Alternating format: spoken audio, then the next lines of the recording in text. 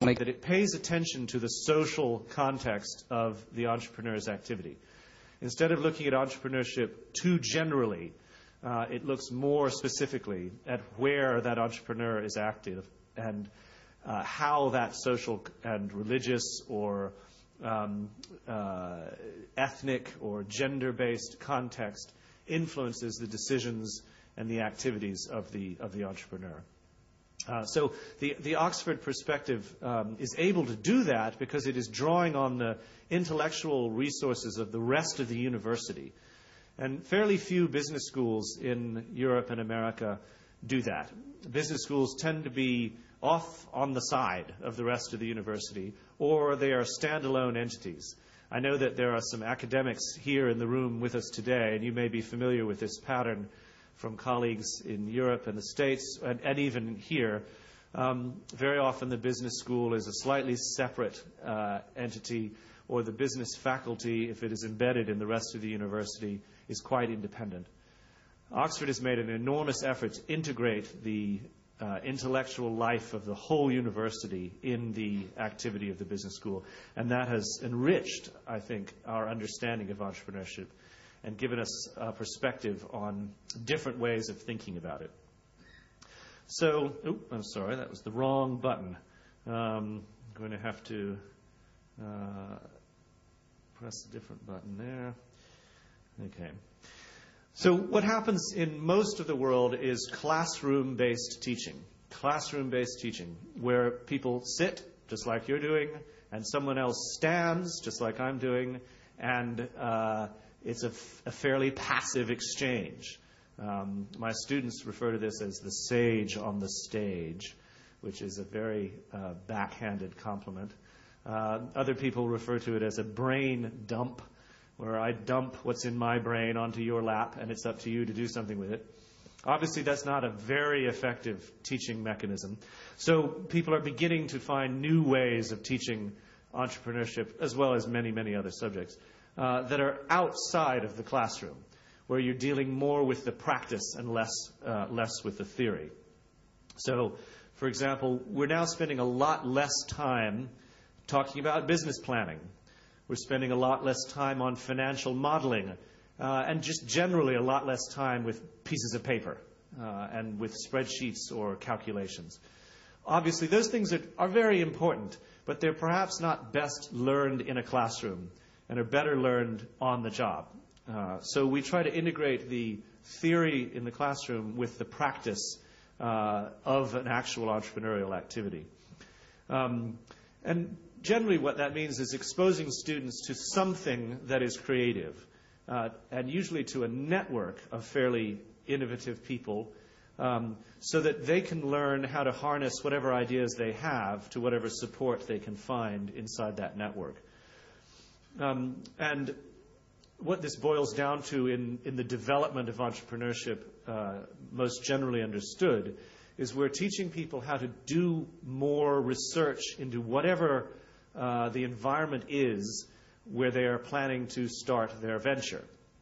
So instead of looking at the general principles of how to be an entrepreneur, we ask people to look at the specific social context in which they want to be an entrepreneur, and that they build a team to do that with, that they don't do it all on their own.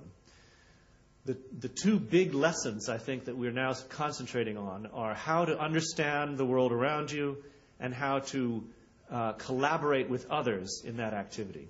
Those are the two main emphases by which we feel successful entrepreneurial activity can best be developed. And there's a lot less business planning and financial modeling and monkeying about with those basic tools, and a lot more on the much more specific understanding of the world around you. And I think you could begin to see that because of that orientation, we're understanding much better the importance of the general context in which all entrepreneurship occurs.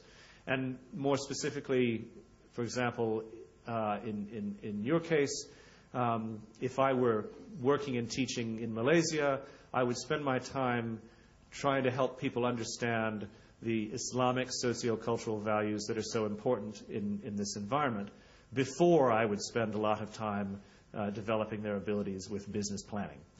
Those basic activities are easy to acquire.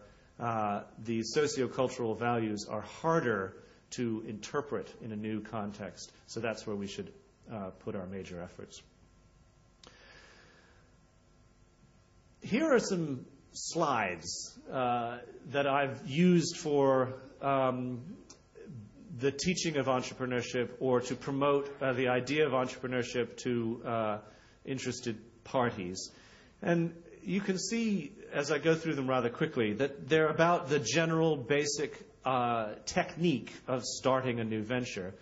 But also, they make an effort to understand that that venture has to be located in an environment. And in order for it to work well, the environment must be understood as much as the mechanisms of the venture. I make a point, for example, that there is a continuum of activity in an organization that ranges from the entrepreneurial to the managerial. And the distinction between the two is basically about the order of technical activity engaged in. Managerial activity is more technical. Entrepreneurial activity is more creative. That's a kind of a blunt distinction, but I hope it makes some sense. So, for example, someone with a managerial orientation would concentrate on the resources that he or she can access and control, and would be worried about, how to manage the money or how to organize the supply chain or how to organize the people for maximum efficiency. That would be a managerial approach and attitude. Someone with a more entrepreneurial approach would be less concerned about what resources are available and more concerned about what he or she could be doing regardless of those resources. And in fact, there is a definition of entrepreneurship which says entrepreneurship is, pure and simple, the pursuit of opportunity without regard for the resources under your control. Now, this may be a familiar definition to some of you. Here it is. It's a definition provided by a very eminent scholar from Harvard. I'm not sure if my little pointer will work. Do you see the red spot? No. Okay. Maybe I can do it like this. Yes. Okay. This chap, Howard Stevenson, very eminent scholar of entrepreneurship, has come up with what I think is really the most nuanced and interesting definition of entrepreneurship: the pursuit of opportunity beyond the resources currently controlled. Now, what that says to me is that it's far more important to think about where you're going than how you are getting there, if you really want to consider yourself an entrepreneur. And what most people worry about first is how to get there. They spend time planning their business or modeling the financial landscape or trying to gather the resources necessary to reach their goal. But that's a more managerialist approach and a less entrepreneurial approach.